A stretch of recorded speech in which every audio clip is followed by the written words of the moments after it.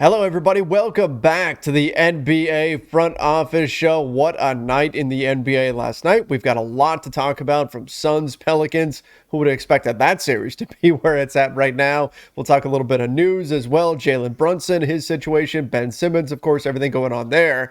I'm Trevor Lane, by the way. You can find me on Twitter at Trevor_Lane. Keith Smith joining me at Keith Smith NBA. Keith, I'll be honest. We did our weekend update. And ever since then, yesterday, when you dropped that bomb on me and you told me that there are people out there that don't like Moon Knight, I have not been able to get that out of my head. I'm like, what are people thinking? This is amazing. It's driving me a little bit crazy, I will admit. Yeah, there are definitely people who are not fans. I actually met a person met a person in person. I guess that's a weird way to put that, but met IRL. met somebody IRL. today. IRL, yeah, is that what we say That's nowadays? what the kids say. Yeah, they I was actually at the eye doctor, and he just randomly said he commented about I was wearing a Celtic shirt, and he asked me about the series, and then he said just out of nowhere he's like, "Do you like Marvel?" And I was like, "Yeah, actually." He goes, "Are you watching Moon Knight?" I was hoping he was going to be like, "I knew it. You are the front office show guy." I was going to say, did you get recognized? No, it didn't go that way. And then he's like, "You watching Moon Knight?" And I was like, "Yeah." And he's like, "Yeah, me too." He goes, "But I'm just not into it." He's like, "I find it really boring." He goes, "And I could do without all the Indiana Jones stuff." And I was like, "Oh no!" Man, So I love Indiana Jones. I was a little disappointed, but at that point they called me back, and that's why my eyes are dilated. If anybody's watching on YouTube, and I look like a Disney cartoon character with giant pupils today, this is why. It's Keith the animated version for That's today's it, yeah. show. So if you're listening to the podcast version of this, go check out the YouTube channel so you can see what it is that we're talking about. All right, well, Moon Knight or otherwise, I guess let's kick things off with, Pelicans and Suns. My goodness. We got a 2-2 series here now. Devin Booker being out certainly is a big factor here. But the Pelicans, they brought the energy. They were fired up. You had Alvarado was making big plays, stealing the ball from Chris Paul. You had, that place was rocking. Brandon Ingram doing things. And now you've got a best of 3 series. Are we headed towards a Denver Seattle-esque 1-8 upset? Oh man, I don't know. I still don't think so, but maybe I'm just late coming around on the Pelicans' real chances here. I mean, if you're 2-2, you clearly have given yourself a chance. Mm-hmm. Now, we could say Phoenix did their job. They got back home court advantage, but we're gonna see where this ultimately goes here. As they transition back to Phoenix, but the Suns need to get back to, I think, just playing their game, because I think they tried to. The Pelicans want to be physical. They want to play tough. They want to really kind of not dirty, but they want to make the game real messy. Like they just want to turn it into a rock fight if they can. And the Suns are kind of playing into that more than I thought that they would. And they're struggling with it more than I thought they would too. I thought the Suns were kind of built to play that way with guys like Jay Crowder and Chris Paul and DeAndre Ayton. But yeah, they're having some troubles with this. And I think even like having a guy like Mikal Bridges, who is so good, if he's not guarding Brandon Ingram, there's not necessarily anybody to put him on, because the Pelicans don't really have a guy like that to go put Bridges on. I guess you could put him on CJ McCollum, but then where do you put Chris Paul? Right. And it's just been very messy. So yeah, shout out to New Orleans, or as the fans in New Orleans are calling. Have you seen this? What they're calling the Pelicans? No, I haven't seen this. The Murder Birds. Murder Birds. That's what they're calling them? Which is amazing. Murder Birds. Yeah. Okay. Yep. They're calling them the Murder Birds. So, man, I love it. I love when people get all fired up for this stuff and come up with their stuff. And Herb Jones, man, my that goodness, dude, he was everywhere. You had the tweet of the night on that one there, Keith. That was just a solid bit of tweeting there from you. You did Elon proud, I should say. Yeah. New Twitter owner, Elon Musk. That is not I did not make that phrase up. There was a very famous poster. I did not have it, but one of my best friends did. And it was Mm, Sanders standing in front of like the earth. And it said, Deion did water covers 71% of the earth. Deion Sanders covers the yeah. rest or something. It's been used in Yeah. baseball. There were people like full on, you know how this goes sometimes. People get in your mentions and start fighting with each other. There were people full on arguing about it where somebody's like, who cares? It's just funny. Like, just Yeah. take it as a joke. And he's like, you have to give proper credit. It was first said by some guy in covering a baseball game. And then somebody else is like, dude, that was written in like 03 or something about some outfielder. So yeah, it's just kind of funny. Like, how that stuff goes sideways. Yeah, well, that's Twitter for you. That's the way it goes Yeah, that's it. sometimes. It's your problem now, Elon. Your problem now. Yeah, that's it. Clean it up. You know? Clean up that mess. But in any event, and by the way, I love Twitter. It's where I spend a lot of time. But in any event, um, Yeah, spending a lot of time is not the same as loving it. well, I mean, it's Twitter can be entertaining, especially I'll say this, Twitter is more entertaining when you don't have a dog in the fight. Like so for right now, I'm just That is standing definitely back, true. just watching the chaos that Yep. is NBA Twitter. Speaking of which, isn't it's pretty amazing looking across the first round. There is one series, and you know that series obviously very well, but one series that is set up to be a sweep right now. Usually it feels Yeah. like in the first round, there's at least a few sweeps where the series isn't even all that entertaining and you know what's going to happen. Even the ones where we felt pretty strongly like, okay, Miami is simply better than Atlanta. Even those ones, they've fought back. You've got a 3-1 series, at least Mhm. adds a little bit of intrigue. So far, so good for round one of the NBA playoffs, just in terms of the amount of kind of drama that gets added into it. Yeah, I think so. I do think the East is probably going to wrap up Yeah. here in the next couple of days. I don't think if the Celtics don't win today, I think they'll win in Game 5. Uh, Over the Nets, I think the Heat will take care of it in 5 back in Miami. Same with Milwaukee, and then that comes down to it just slipped my mind what the last one is. Well, which one did I miss there? The 4-5 in the East is Philly and Toronto. Philly and Toronto. Yep.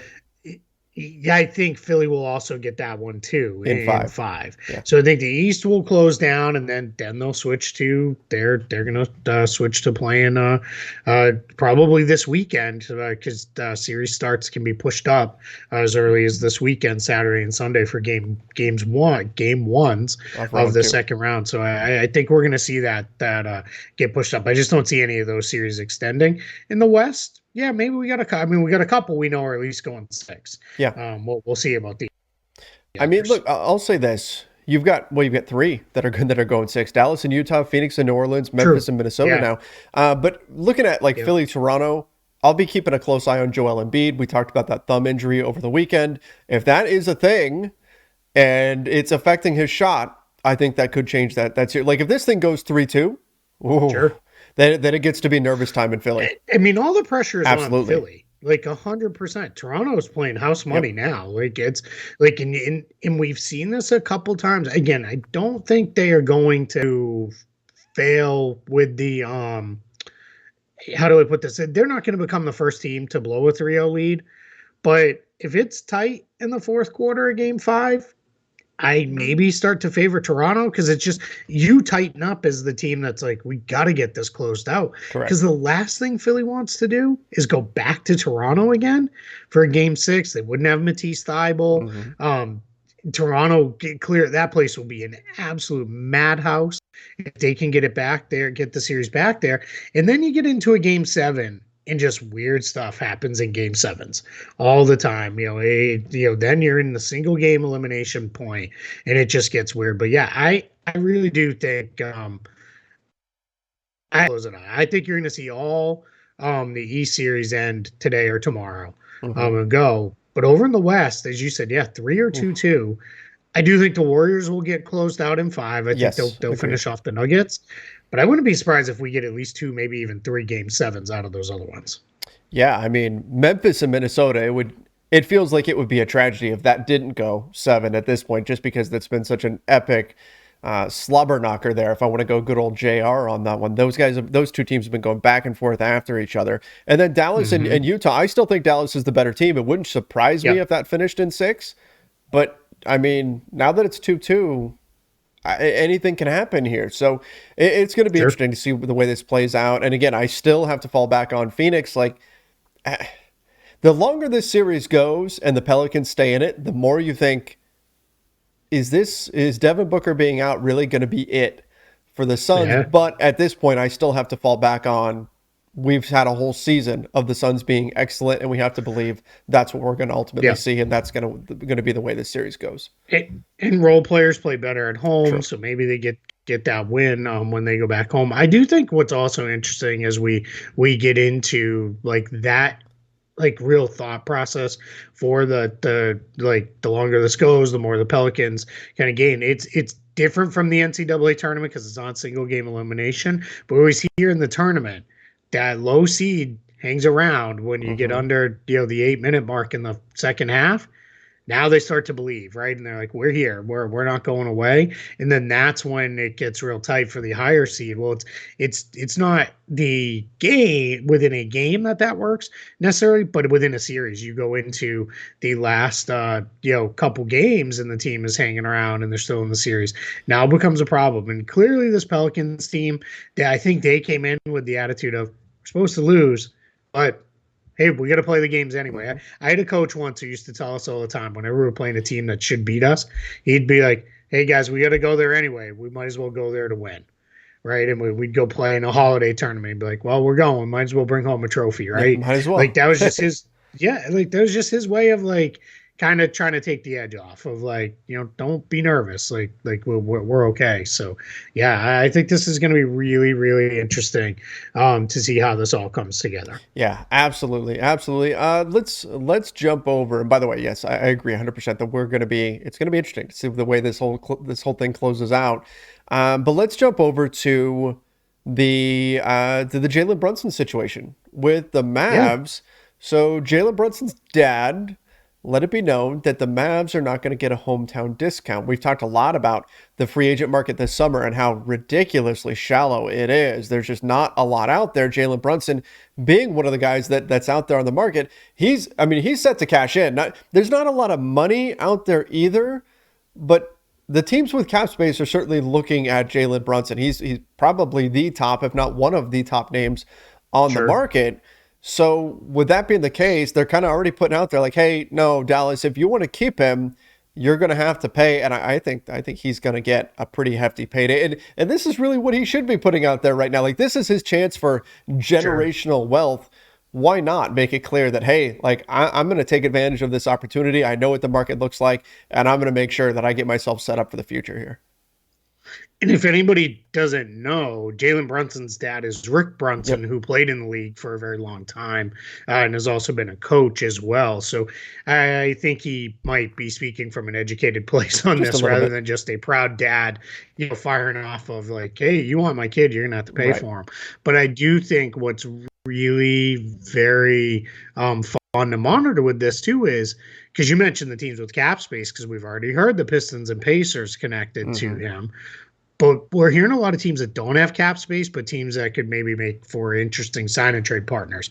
Primarily the New York Knicks is one of the top ones that is mentioned, and there's been a lot of thoughts of, there's maybe some matches there if you can figure it out. My guess is Dallas would rather keep him if they can, right? As long as it doesn't get too crazy. You start getting upwards of 25 plus million. If you're the Mavericks, you have to really evaluate at that point, where do we want to go? But what makes the Kristaps Porzingis trade so interesting now in retrospect, as we look at it, clear a few months, is it was going to be hard for Dallas to build out a roster. We're seeing this now. I think we're going to start to see some tweaks to this blowed up 3-star model type thing.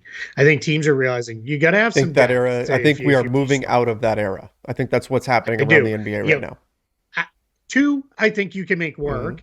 I think, but going beyond, and I think for Dallas, I think they correctly read, or would have Luka on his max, which is going to be about 36.5 million. Would have Porzingis at 30 plus million, and then Brunson at, let's call it to 25 million. Then you got some other guys, right? You still have Hardaway. You had Reggie Dwight Bullock, Powell. Dwight Yep. Powell. Yeah, you get those guys, Dorian Finney-Smith, who they also wanted to extend. I think that was why they correctly said, hey, if we can split Porzingis's deal into a couple smaller deals, which become tradable, now we can do that. And what that opens you up to do is, even if a team doesn't have cap space, as long as there's not going to be tax implications that are real rough or hard cap problems, you can trade those guys into a trade exception. And there's some pretty big trade exceptions floating around there still around the league. So that's where that gives you just that much more flexibility. Whereas, and I promise I didn't use this as a very long segue to pick on the Lakers, but their challenge with Russell Westbrook is we're sitting on this big deal and there's only so many teams that have even the ability to absorb it. And that's why I think Dallas correctly read the room and said, all right, Porzingis is not that guy. He is not the lift us over the top to the chin. We're title contenders with him, Luka, and 10 other guys. It doesn't matter. So I think they correctly said, hey, let's split this up. We're going to build around Luka. And now this may be part of the reason why they may be able to retain Jalen Brunson in the end. Because then instead of sitting on the 3 big 25 million plus contracts, maybe you're only sitting on 2 and you figure it out and work it out from there. So when you're looking at that strategy too, not only have you split up, because you looked at Davis Bertans, you looked at Spencer Dinwiddie, those were guys that the Wizards most likely regretted signing, right? There was some buyer's remorse there. They weren't fans of those deals, but you split up that contract to make them removable, and now you've got a pretty solid performance out of Spencer Dinwiddie in particular, right? So you kind of got the best of both worlds. Not only did you split up the contract, but you also got some positive performance here now to where you can say, hey, we don't have to trade Spencer Dinwiddie. See, this can fit, this can work, no problem. And then that gives you a little bit more leverage in any kind of trade negotiations and that sort of thing. So, and I got to also think too, just real quick to kind of close the loop on this one. I got to think too, if you're Dallas, you're looking at it and saying, and I realize this may sound absolutely insane because he has not played well, really since signing that contract. But you'd be looking at it and saying, hey, if we can get Davis Bertans back on track, like just being the shooting machine that he was playing with Luka, is he really all that different for us than what Porzingis was? Different style of player, but production value may end up being right around the same for literally half the cost. And that is, that's becomes massive because that changes the way you think about building your roster moving forward. But yeah, that's probably something when we have more time on another show, just really get into the theories around roster building where we might see some things starting to change. But yeah, we're both clearly on the same page of, I think we're seeing a shift here. We're moving away from the load up, 3 guys and stars and scrubs, fantasy sports kind of analogy there. Yeah, teams are starting to understand that, obviously, and the Lakers are, of course, are a cautionary tale of what happens if you don't give enough respect to the role players and what that means to have that chemistry and all those sorts of things. So again, a much bigger topic for us to get into on another day, but still, let's jump over to Ben Simmons. Ben Simmons and Rich Paul met with the Nets and with Sean Marks to discuss the future moving forward, kind of what this looks like. How do you eventually get it back on the floor? Reports were that there was some disappointment among the Nets that Ben Simmons would not be playing in Game 4. Keith, you've been saying for the last few days now that this was probably what was going to happen. If it was 3-0, Ben Simmons would not wind up playing, and that is exactly how it went down. But still, the Nets apparently were fairly optimistic that, hey, this guy's going to play, and then suddenly they got word that, no, I'm not. Where do they go from here? There's a lot of talk right now about the Nets and looking at them as kind of a mess and all of that, but where do they go from here with Ben Simmons? I want to say something before I get into that conversation. Just if I can, the discourse around Ben Simmons online, it's getting gross, guys. Just stop. Like, it's not funny. You're not funny when you make the 400th joke about this guy being fragile and being a mental midget and stuff like that. And we don't know what he's going through.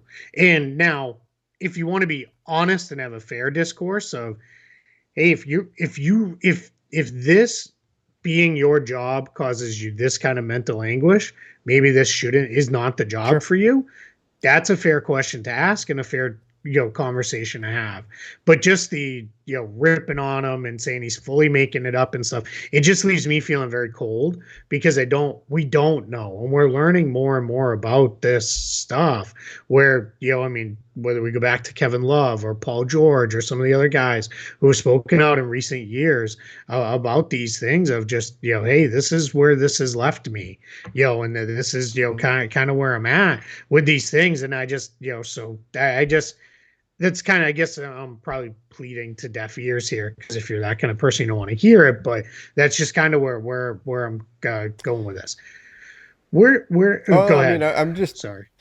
I think it's fair to, from the team perspective, he's getting paid a lot of money to play basketball and he's not playing basketball, right? Like there's Sure. that side Yeah. to this where you can be frustrated with Mm-hmm. that sort of situation.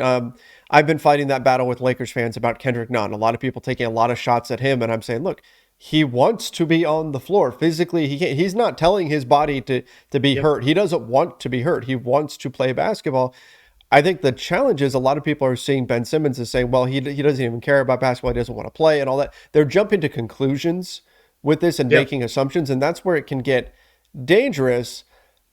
At the same time, like if this ever comes out, if it ever ends up that what fans are saying turns out to be the truth, that this isn't nearly as bad as what he's made it out to be, or that he can play, like if it ever gets to that point, that's going to be devastating for a lot of the progress that we've made in the topics that you're talking about in terms of mental Mm-hmm. health. So I, Yep. it's something I that we're going to have to handle carefully.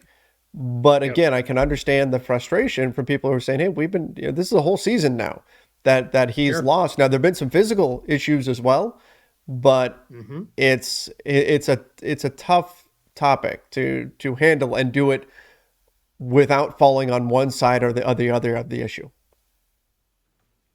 I think a couple very quick things just to kind of reply to that. I think if it ever comes out that this wasn't real to the levels that Yeah, it is, then unload, for sure. go nuts, like because that's then he deserves every bad thing that comes his way because this is not you don't do this. But for now, for me, I'm willing to give it the benefit of the doubt just because you don't know what people are struggling with, and again, fair to be skeptical because the circumstances are weird, Oh, right? absolutely. Of I asked for a trade, I didn't get one, I didn't show up. Now a lot of this stuff has come out. Totally understand your skepticism. Totally understand the frustration of man, like whether you're Philadelphia or Brooklyn, this guy's making $33 million or was at least, but and not playing basketball. And like that's a we called it the entire time he was on Philly. It's a $33 million salary hole that you Yep. have that you cannot literally do anything with because it's not an injury. You can't get a no disabled player exception or anything like that. So it is in there's a grievance and an arbitration and all those things that are happening now. That's going to be very fascinating to watch play out just from a standpoint of where does this go with that. Now you asked the very simple question and then I turned into a whole other discussion as I'm apt to do. Where do the Nets go? Where they go for whatever remains of this series is just don't play them. There's literally no upside to it, barring you think he's gonna come in and save your season and you're gonna win because Mhm. he plays. If you really felt that way, then sure, figure out a way to get him on the court. My guess is everybody realizes like that it's just not that. I don't know that prime Michael Jordan saves a team down 3-0. It's just not how these things work. Is it going to happen at some point? Yes, it is going to happen. A team will come back from down 3-0. It's happened in other sports. It will happen in the NBA eventually. But I tend to think you just play out the rest of the season, get him to where he needs to be so that when you open camp at the end of September, he's out there Yep. with the guys and you're ready to unleash whatever it is you think you can be as the Nets and give your now we're hearing reporting from Mark Stein that Steve Nash's job maybe isn't in jeopardy even if they lose this series. So then give Nash and his staff the time to prep and prepare and figure out or what do we think is the most optimal way to use Ben Simmons on a team that features Kevin Durant, 99% Kyrie Irving will be back, so we'll include him in there. and some shooting. Mhm. Joe Harris, Seth Curry. Well, what does that look like? Let's really sit, work through that, and figure this out so that we can come back. And I've held for a while now. I think we have a chance to be really, really good next year. It's just not in the cards right now in this moment. It just isn't. It's too many things have happened. You're better off just waiting. Yeah, I'm in agreement with that. I think once, as long as you're being realistic and you say, look, nobody's come back from 3-0, the season's over, essentially, right? If you're the Mm-hmm. Nets, what's your incentive to put him out on the floor? If it's just to prove that he can get out Yep. there and play, okay. I mean, we talked about that with Paul George. Like there was value to just getting him on the floor True. and make him feel comfortable. If he doesn't feel that way, then you know what, just look, just kick the can down the road, bring him back next season, and then off you go. But again, the report being that Yep. the Nets were actually hoping he was going to play, that suggests that the Nets weren't looking at it that way, that they indeed did want him out there on the floor. But I don't think it matters that much for this season for them. No. So, you know, I don't know if it's anything to lose sleep over. Get him back for the summer, see what happens, try to get him to start preseason, and then there you go, and off and running with him. Mm-hmm. So we'll see what ultimately happens here, Yep. and maybe you can build out a roster that fits a bit better alongside Simmons and KD and Kyrie. By the way, you mentioned, would prime Michael Jordan fix this? Imagine prime, like this just popped in my head. Put prime Michael Jordan on this team with Kyrie and Kevin Durant in the world of Twitter.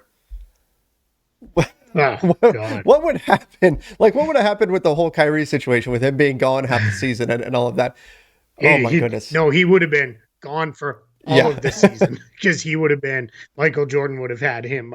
He would have either had him back in uniform and playing, or gone and off the team entirely and traded and everything else. Yeah, he is. Yeah, they're He didn't always handle it in the most No. graceful ways, but Michael Jordan had a way of handling his business as far as his teams went. But yeah, they I don't need to restate it. It's just, because people have also asked, like, well, if they win game 4, does he play game 5? I think now Yeah, he's that's out. it. Like, you're not going to see him. Me, I don't even want to go to game 6 and game 7. Part of it because I don't want to go to game 6 or game 7. Like, that's, let's just get that out there. Well, just get the series over with if you're Boston. I will say for tonight's game, the Nets looked very close at points. A handful of them, like, we're kind of done in Hmm. game 3. If there was ever a game, if you were Boston, come out flying, try to get that big lead, and try to get them when They they have go to into halftime. break them. Start thinking about vacation Yep. and being like, get it done. Yeah, for sure. Absolutely. That's what I think, and that's kind of what I'm expecting.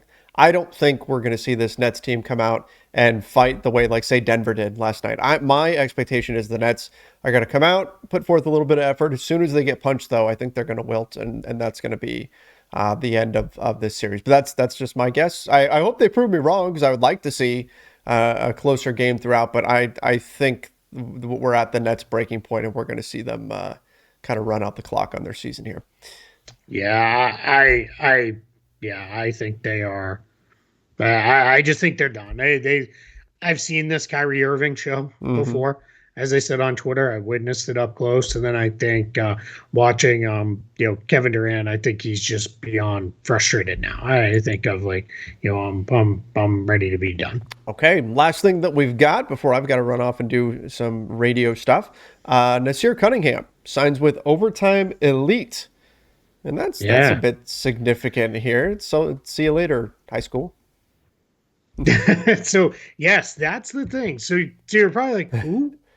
Well, I don't blame you if you don't know who he is, because he's not even going to graduate high school till 2024. He's high school class of 2024. So he's a sophomore in high school right now. But what he did with Overtime Elite is he is forfeiting his final 2 years of high school to essentially turn pro. Now, why I say essentially is he is going to take Overtime Elite, which was kind of sort of created to challenge college in the G League Ignite Hmm. process a little bit. What he did was they have a new scholarship option. So what will happen is he will go on scholarship with them versus drawing a salary from them, which will keep his NCAA eligibility intact. So he's the number one recruit in his class right now, but he is a sophomore. a lot of stuff changes in these high school rankings sometimes as they get into their junior and senior years. So if he drops and he's maybe not, excuse me, quite ready for the NBA, or he still wants to go to play at a big time college program, he'll be able to do that, because what will happen is you only lose that eligibility now if you get paid to play your sport. It may be, I think it is still any sport, like actually paid for playing. Now, here's the crazy part. He's still got the NIL eligibility, the name, image, likeness. So as a would-be high school junior, he's gonna make a bunch of money off of that too, while he goes off and does stuff with Overtime Elite, and they play high-level programs that are on the high school level, as well as a series of games within their own organization and things like that. So this is really kind of a new path that's being forged for kids, as we're seeing this, Nasir Cunningham basically say, I'm out after 2 years of high school. I'm gonna go this route instead. And he said they built a relationship with him. His family feels really good, and he wants to get into a place where he is what's best for him as a basketball player. He wants to be, moving his professional path forward. So let's keep an eye on this and see where this goes here. Overtime Elite, you can read on it, go Google it and look it up. He will go to classes. He will still get it. There's a big, heavy educational component. This essentially rivals the academy models. That's what I was just going to say. Everywhere else in the world. Yeah. So that's what's different. Other though, then they are not linked directly with an NBA team, obviously, because it's not how our professional sports work. But that's what this is like. This is the academy model at work. Right. This is, I mean, it's similar to like the soccer system, and so it's going to be interesting to see how all this plays out, and then what, ultimately, as this becomes a bigger and bigger thing, whether it's G League, Ignite, this academy-esque system. How does NCAA respond to all of this? How do rules? There's going to be a domino effect here. So how do they tweak things in terms of NBA eligibility and all of that? Do we ultimately go to a 2 or none scenario instead of 1 and done? Do we go to something like that for college? It's going to be interesting to see what the ramifications are if this becomes a bigger. I think one player doing it, that probably doesn't signal a huge shift or whatever. But if we start to see other people go this route, then there's going to be a domino effect here, or a ripple effect, where it's going to leak into college sports. It's going to potentially affect the G League as well. Just the whole process by which a player goes from that level play up to the NBA. We could be in the middle of a continuing shift away from the traditional go to college for this many years, then you go pro, then this happens. I think we're looking at a shift in terms of how players become professionals. Yeah, I know everywhere else in the world does it this way. That's how you get Luka Doncic as a 15 and 16-year-old playing against professionals in Spain, the way he did. And this is also, as you get into this stuff, other sports and even the United States do it this way, whether it be tennis or golf, or some of the individual sports are done this way. It's our team sports that are not, but we've even seen some of the major a little bit more towards this style. Part of that again is to keep up with what's going on in the rest of the world. It's just something to keep an eye on for now, but we wanted to mention it because it's kind of history and it's a whole new path forward. So yeah. All right. We'll wrap things up there. Appreciate everybody for joining us. Make sure you do subscribe to the NBA Front Office YouTube channel. Don't forget to ring that notification bell as well. And of course, follow us over on Apple Podcasts, Spotify, wherever it is that you listen to podcasts. We love getting those reviews over on Apple Podcasts. Always great to read those. Till next time, everybody. See ya and stay safe.